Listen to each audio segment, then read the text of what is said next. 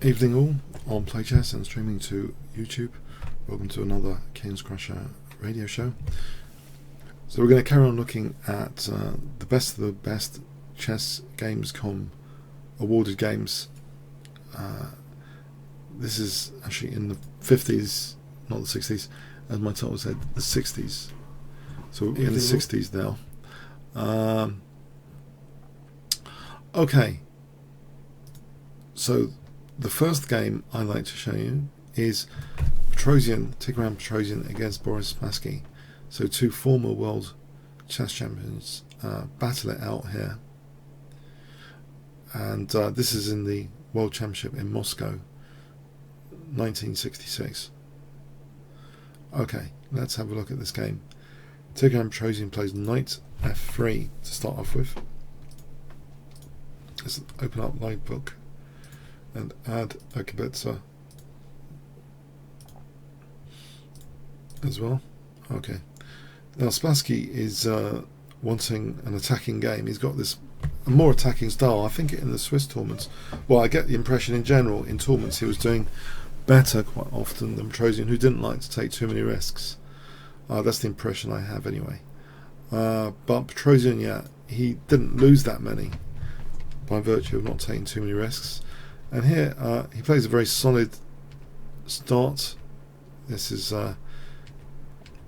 King's Indian defense so far by transposition, fianchetto variation. So this a6 move is a pretty standard approach to try and generate some counterplay here. a6. Let's have a quick look. Live book indicates it's actually the main move. So let's go with that, the game continuation. d5. Now, after knight a5, the point is this is hitting. There's no way of trapping the knight at the moment. So this pawn's actually attacked.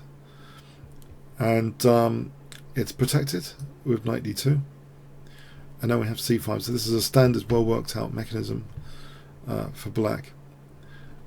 So it's committing white's pawns like this means, from the black perspective, this kind of stuff later maybe.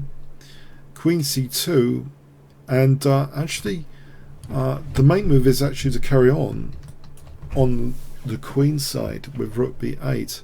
So that is kind of the main plan, to plumb the queen side.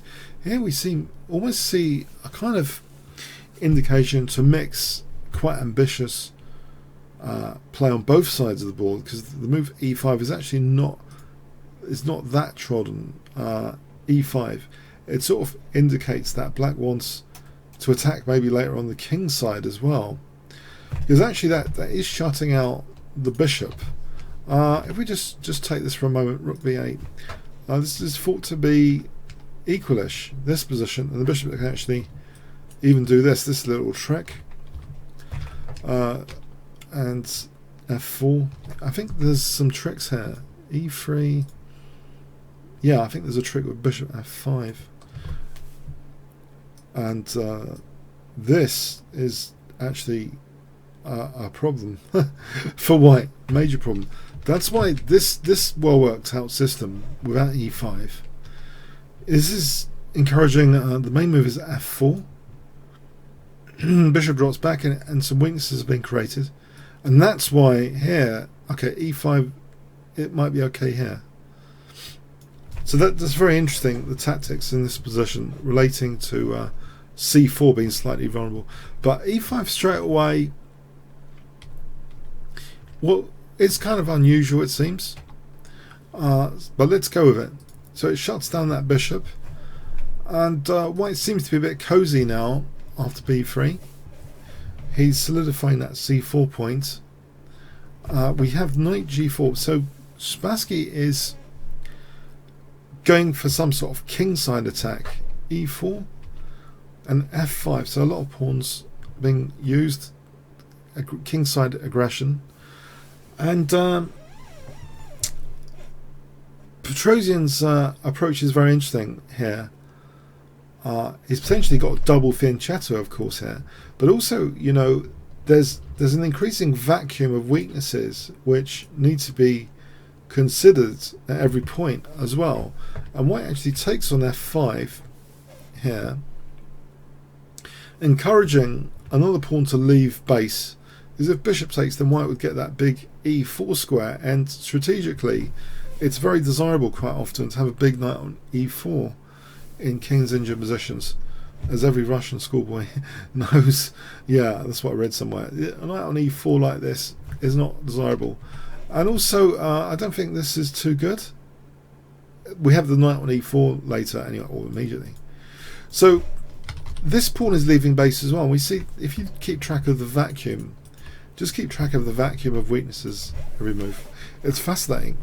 Petrosian, he wants to exchange off that key defensive piece as well.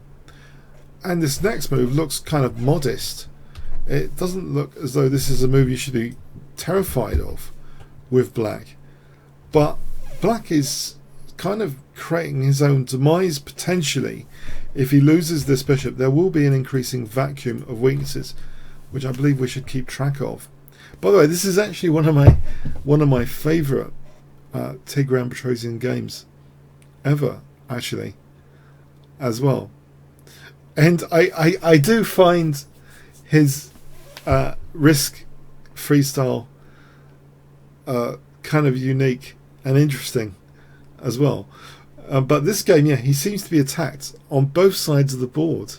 So b5 here, there's aggression on both sides of the board. Look at how many pawns Boris Spassky has played here. Okay, but the critical vacuum is not these guys, it's these guys. The critical vacuum. We see f3 wanting to kick that knight away, but actually another pawn moves, hitting the rook, for that bishop to hit the rook. But look at this, bishop b2, and this knight is actually covering that e3, by the way, very importantly. So e takes, bishop takes, and the bishop gets exchanged off. Now look at this. This vacuum has not got that key defensive piece. The king at this point is, the evolving king safety factor. It should be considered here. Yeah. Now knight e5. I think queen f6 is dodgy because the bishop takes g4 with that pin. And if queen takes, knight takes, this position is good for white. Look at that d6, it's weak. I think black's on the defensive here. Check. Check. I think black is worse here. Okay, so yeah, queen f6 is not really on the cards. Knight f6, white still, that knight's coming back with a vengeance here. That's pleasant enough for white. So we have the move knight e5, which seems fairly logical. Bishop drops back to e2, funny enough. So that's nice. The bishop has left its fianchetto position to guard c4, that vulnerable c4 point, because both these naughty knights are looking at c4. But it's also keeping guard a bit on g4 as well. So actually, aesthetically, this is a remarkable game as well. If you look at white's knight centralized, ready to pounce a bit, like with knight e3 or knight e4 if the pawn wasn't there. So it's quite an interesting position. But we see yet another pawn move. So loads and loads of pawn moves. And I learnt recently that Petrosian actually, against certain openings which have a lot of pawn moves like the Dutch defence, he had a very high win rate, funny enough, against them. And my theory on that is he's immensely talented tactically as well, like a hawk. And I feel that he is going to exploit the weaknesses. But so yeah. Now here there's a look at this vacuum now. This vacuum of weaknesses. It's large. It's getting larger. And in fact, okay, g takes. There's a tactical intent here after bishop e3 that white has some kingside issues with this bishop cutting across escape squares. If the rook moves here, I think this is bad. This is bad news if the rook moves. Can you see why? Can you see why? Black to play here. So there is a very good tactical point that Spassky made in this position if the rook moves. So, you know, he attacked this rook, hoping it would move. If the rook moves here, we could just maybe consider taking there, but there's also other strong moves as well, like Queen H4 might even be the strongest with threatening the rook, and that's nasty. So, yeah, but you want to like hold on to that point, you think. So that's why I'm considering this. But this wasn't played, right? Something better was played. But if Rook F2, can you see, yeah, black to play here.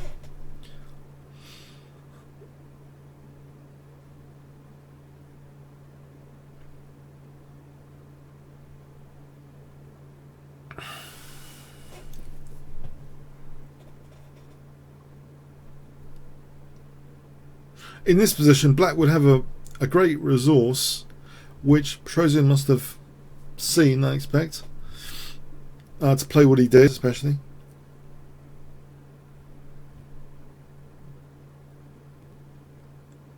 Okay, I'm going to show you soon, unless you want to shout out on stream. Yeah, one Jin. Yeah, that's interesting. On play chess. Anyone else? Okay, the key move here. It's actually white's got some weaknesses here, but bang, Rook takes F4 takes away that G5.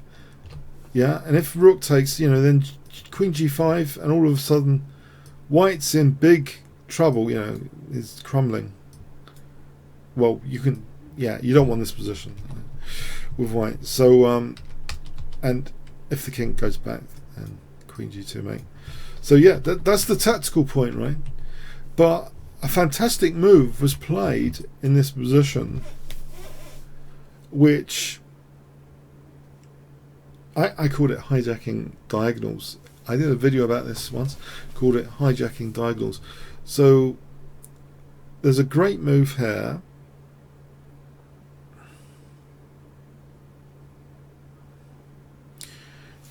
See, what's the point of a vacuum if you haven't got pieces to start taking control of this vacuum of weaknesses?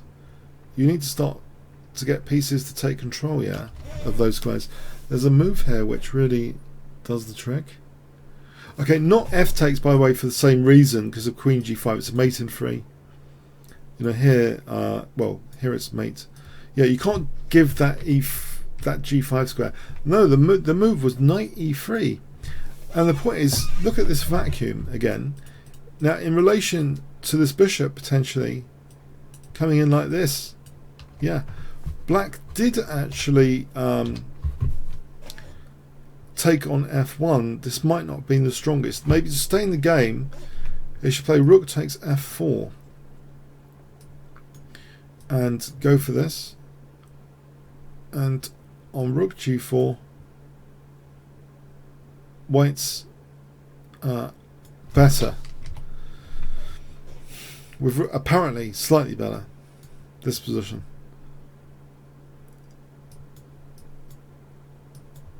Is better for white. Apparently black has a saving resource, otherwise he's going to get sliced.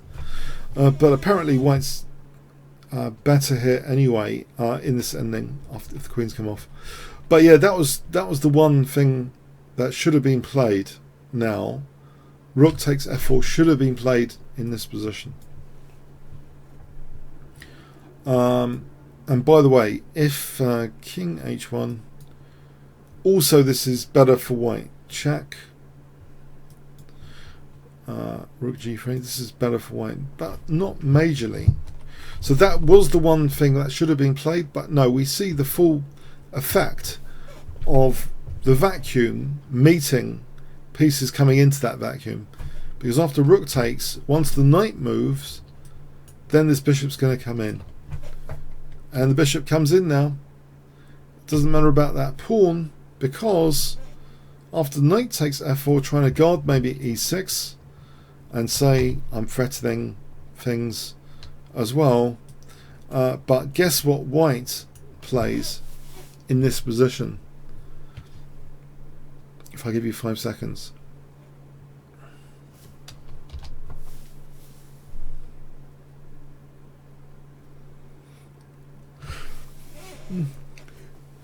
Pardon me.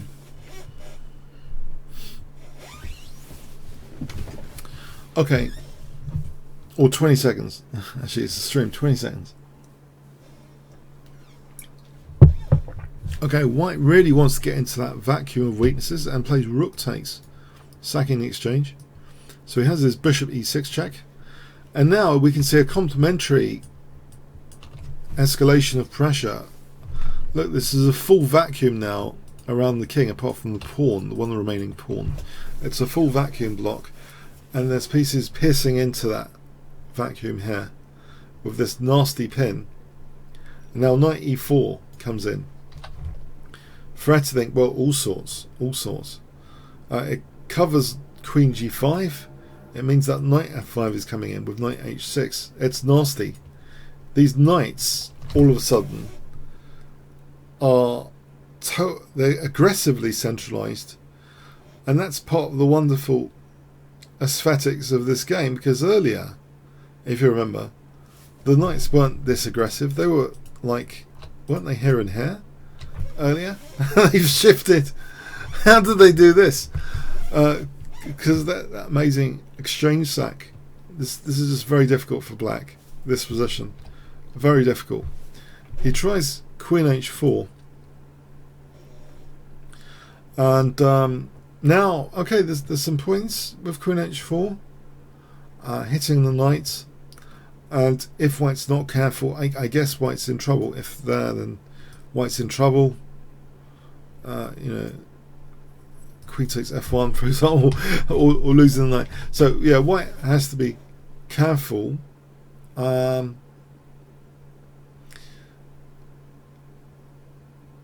Yeah. He played actually knight takes d6. So we have that nasty pin. Now the queen e1 check here doesn't really work, I believe, because king here. Now there's no queen f1 because that knight, and if queen takes, then check, and queen h8 check, and knight f5 check picks up the queen. Or we can even do better. Just pick up. No, sorry, we've got to do better. We can't just pick up the queen. Pardon me. We do better in the position than to pick out the queen. We play bishop e6 check to keep the checks because our queen's attacked. Pardon me. We're going to take the queen, but at the right time, which is after this check, getting out of the firing line. Then we take the queen. Pardon me. Okay, so anyway, so queen e1 doesn't work in this position. Doesn't work. Basically, we have queen g5 check, and now king h1. And now black tried to defend the pin here with what seems to be a resourceful move, rook a7. If he plays rook f8, well, it's still the same thing actually, which is about to happen. White actually took on f7 with a very key point here and a beautiful aesthetic point. I mean, this is just a luscious, I don't use that adjective much, this next move is a luscious end to the game. I wonder if you can find it. I think it's Tigran Petrosian's one of his more luscious ever moves that he played. And I guess when people look at this game, they think, I better not create too many weaknesses around my king, because this can happen to me.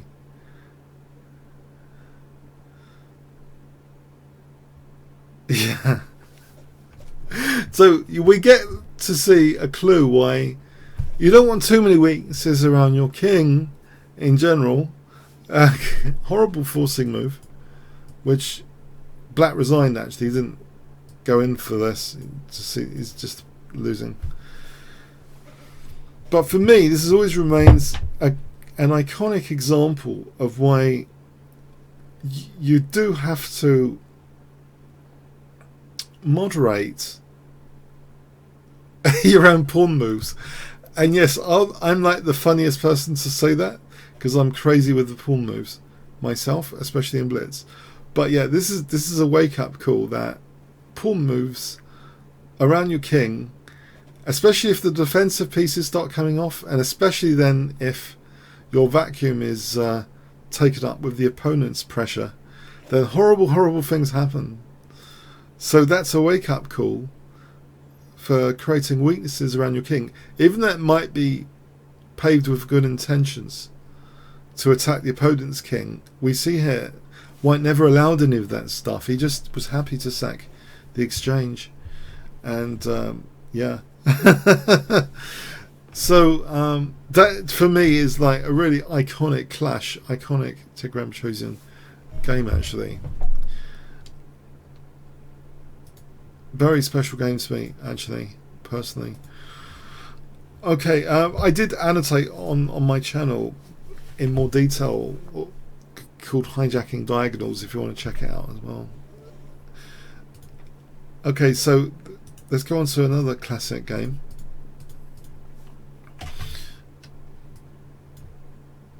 From the 60s.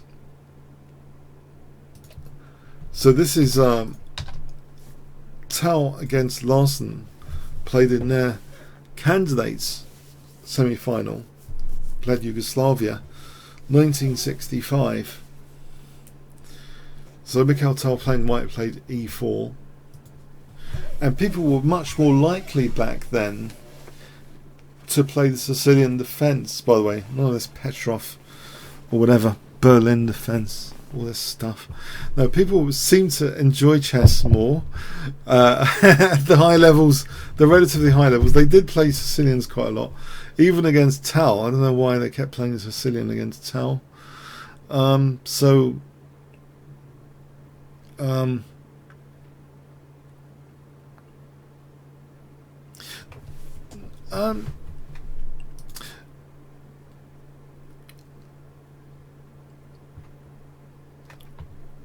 No, that game I just showed you was in 1966. By the way, that was 1966. They had more than one world championship, by the way. No, this was the 1966 one. I'll give you a link here if you want to check it out. 1966 world championship, by the way. Okay, but now this is 1965. We're going back to 1965. This, yeah, my title is wrong here, by the way. I don't know if I can. I'll change that later. So anyway, Mikhail Tal against Bent Larsen. So Bent Larsen was a fantastic player as well. One of the uncrowned, what some people consider an uncrowned king of the game. He had was such a great player. Okay, so e4, c5, knight f3, knight c6. We have an open Sicilian. Okay, c takes, knight takes. e6, knight c3, d6. So this Scheveningen structure without a6 is interesting.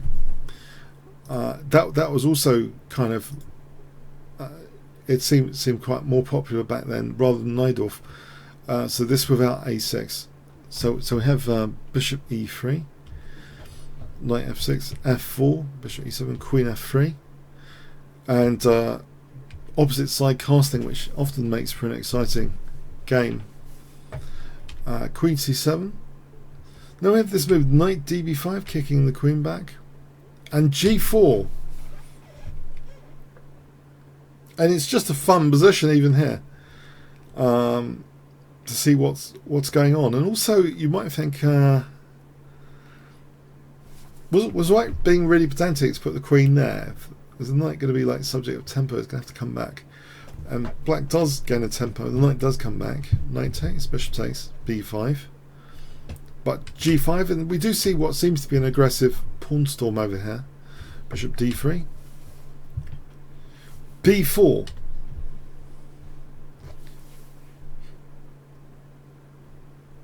And this is where it gets really quite interesting. It seems here that if white plays knight e2, this is actually okay for white as well, but black might do quite well with e5, trying to break up these pawns. For example, if f takes, then bishop takes, g5 is check. And actually black might be doing alright here, even though it does look pretty scary, but black might be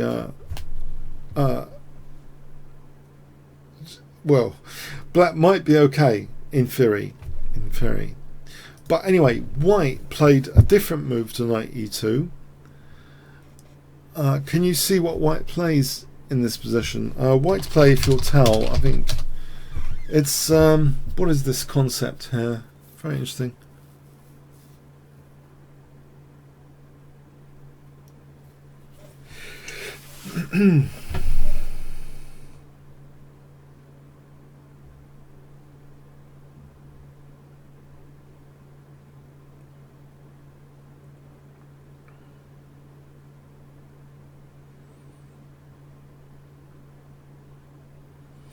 It's a really interesting move. Okay, so okay, well done if you get it. Knight d5. So this is like a positional piece sacrifice. Positional. Engines hate it, by the way, but anyway, who cares? It's a positional piece sac. It creates a barrier on the e file, as some commentators have said. And we also, of course, have two bishops now pointing at the king here. Actually, so aesthetically, in this game, we've got a nice set of pieces here on that d file. Nice aesthetic bishops here next to each other. In the previous game, we had two knights next to each other, and now we've got two bishops next to each other, and they're looking at the king here. And immediate threats do include crude ones like queen e4, immediate threat, queen e4, and even bishop takes h7 is possible. Just to show that, I'm going to give a silly move. Yeah, this is a forced mate in 13. It goes like this: check, bishop takes, check, g6, threatening mate, rook hg1, threatening g takes, and then queen g6 mate, bishop g4, rook takes, so knight takes, we've got queen h7, and rook h4, threatening queen h8 mate, and then it becomes desperate for black. You just can't really avoid that without sacking his piece, all his pieces. So yeah, there's a forced mate there, and if he ever does like fg, then this finishes. So yeah, that's kind of the thing threatened. Bishop takes h7 in this position. So a5 is actually a forced checkmate in and would I say 12? It's a forced mate in 12 or something. As an example, so there is a threat of bishop takes h7 even. That's the top one apparently. So black did parry that with f5.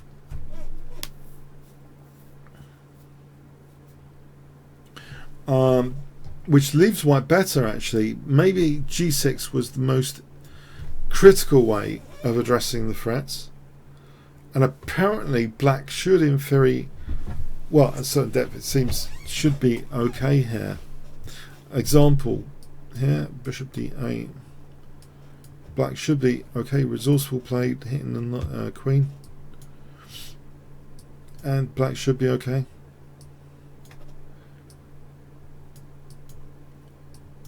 And black should be okay. Black's okay. Yeah, that's an example. So g6 might have been the most critical test. But we see f5. Okay.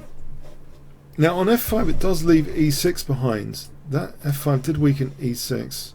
We have rook de1, rook f7, h4. And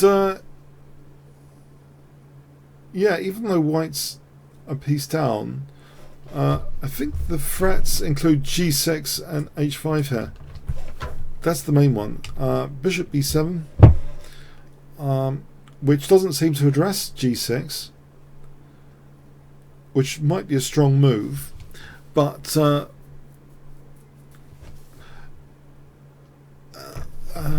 actually even h5 is really scary for black with g6, it seems. I'll give you an example.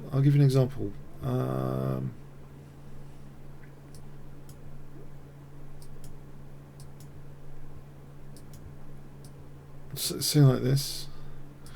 This just tears through black's position. You know, we can just tear through black's position, it seems. Yeah. So it's a really strong position by this point. That h5 is really strong here with g6 in mind.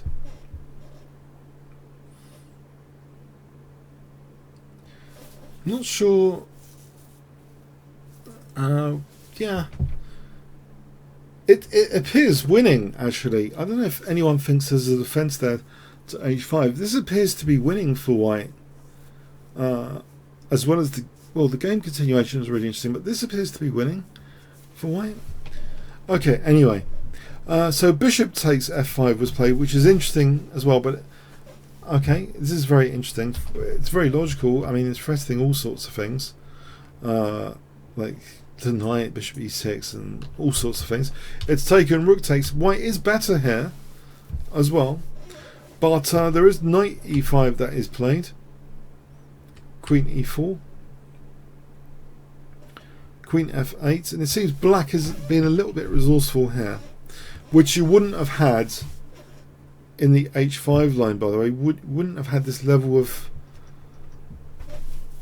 enthusiasm of the black pieces here, because actually, you know, e7 is hit, f4 is hit, there's an interruption tactic, and on things like rook takes b7, I think this gets nasty for white. Rook takes f4 is nasty. What does white do here? You know, if here, then check, and it starts to get really grim, terminal. So all this counterplay actually starts with bishop. In a way, from a technical point of view, it seems yeah, h5. There's like nothing. I mean, if we go with queen,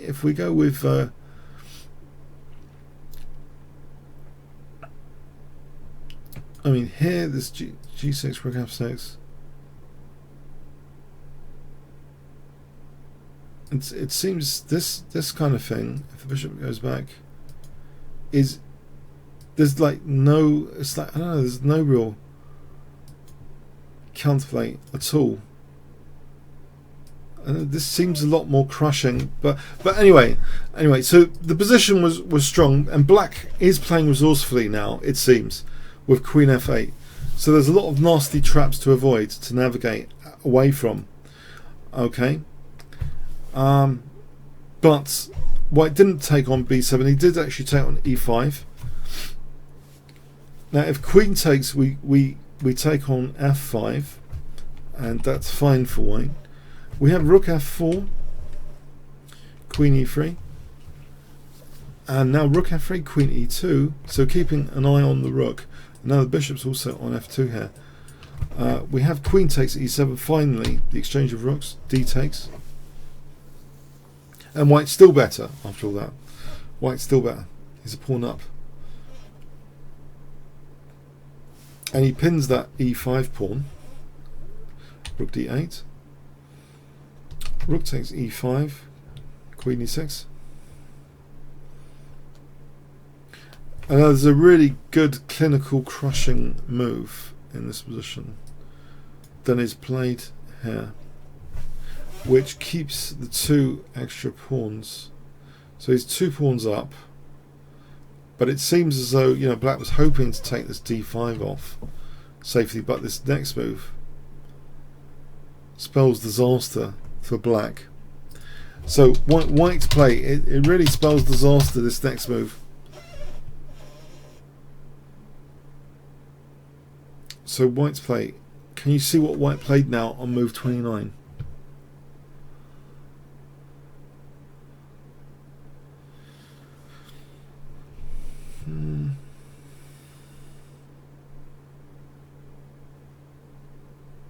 It's a really nice clinical move.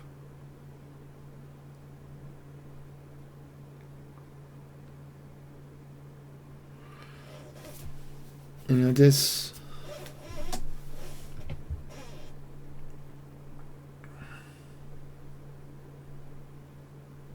Oh, I'm going to show you now.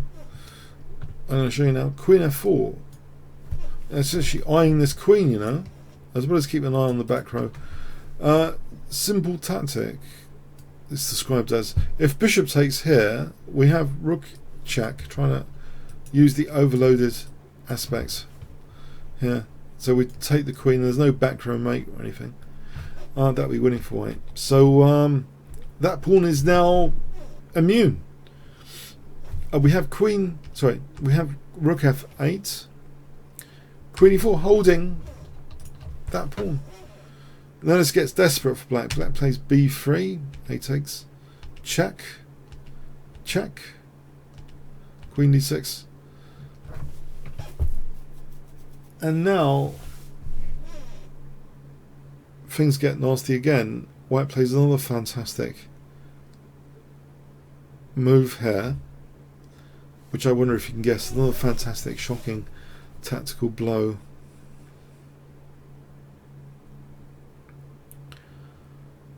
Which avoids the possibility of, I think the end games are winning anyway, with rook e8 by this point. I mean,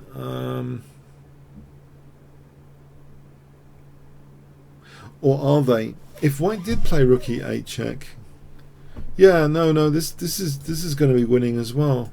If rook f8, there's this ending is also, I think this is also good enough. But anyway, no, it's spectacular what's played here. It's bishop c5, bishop c5. Because after takes, we have check, check, and I wonder if you can guess the last move of the game, which is beautiful. Luscious move alert. Luscious move alert. White play another luscious tactical move to finish this game.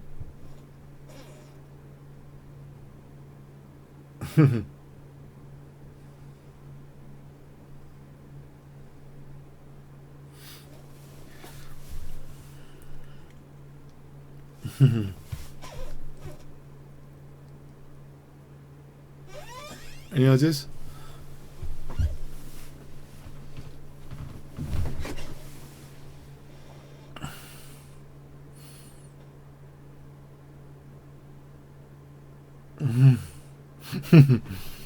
All right.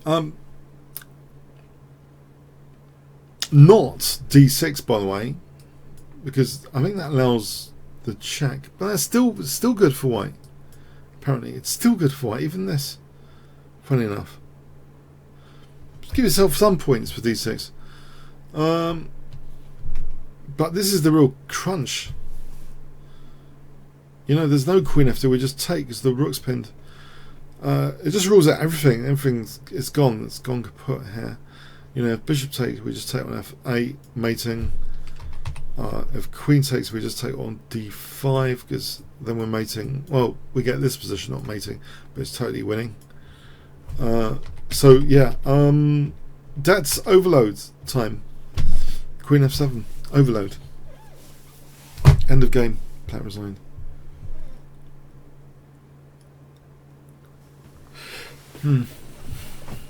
So yeah, two amazing games.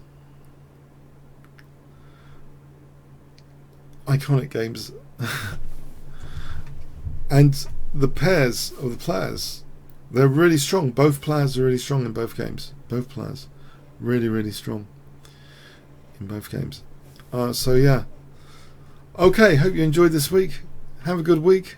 Hope you got something from this as well. Interesting, maybe. Okay. Cheers then. See you next week. Thanks so much.